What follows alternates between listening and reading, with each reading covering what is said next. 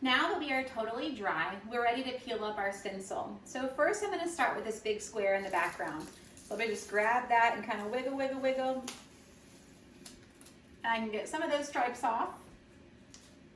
Okay, after that, I'm just going to use my poker or my fingernail. If you're dry, you should be able to just pick them off. And I'm going to go back, I'm going to get all those little stripe vinyls off of here, okay? So I'm just going to poke and peel. Okay, sometimes it helps to turn just a little bit to see if you've left any tiny pieces behind, okay? So I've already peeled all of those off. And look how cute that ornament is.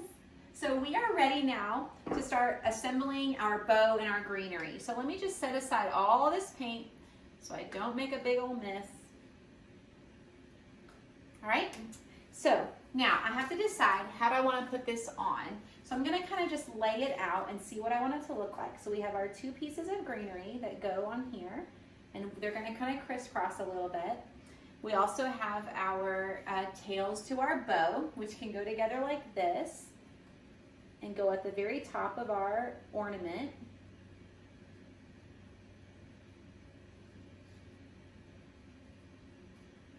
And then we also just, of course, we have our bow. So that's going to go on there as well. Okay, so I'm kind of just seeing how I want that to look. I think I'm going to go ahead and start with my two pieces of tail for my ribbon. So I'm just going to put a little bit of glue on the back of these. Just put that right near the top of the little ornament holder, okay? So I kind of just crisscross those just like that, okay? And then, kind of, again, I just want to make sure that I like where my greenery is. I'm kind of going to fluff this little boxwood out a little bit. See how I like that.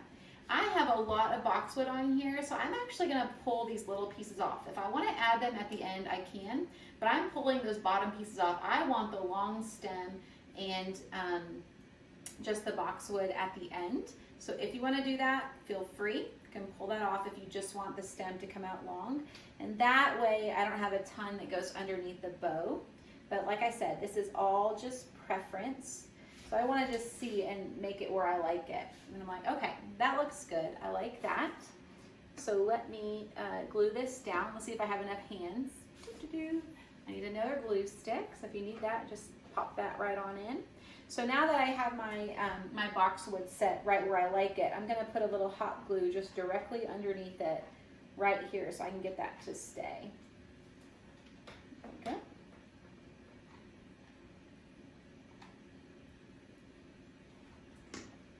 Alright, so that just take that just a second.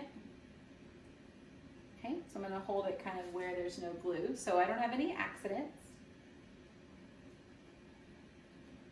Alright, and then my bow is just going to go on there kind of to help hide all of that in the end, okay? If you need to trim this boxwood, you should be able to just trim these tips off pretty well with scissors, or you can use wire cutters if you need to. But this stuff's not too crazy thick, so you should be able to trim that off with your scissors if you want to. Just don't use your fabric scissors, right? All right, so my last step is I'm gonna put my glue directly onto my sign. So the last step for this bow, I'll just give it a nice good hopping pile of glue. And then I can set this, fluff up my bow just a little bit, and set it right where I like it. So I'm kind of sticking my finger underneath that middle loop because I don't want to push my bow down too much or break that middle section. And I'm going to hold that right here, all right?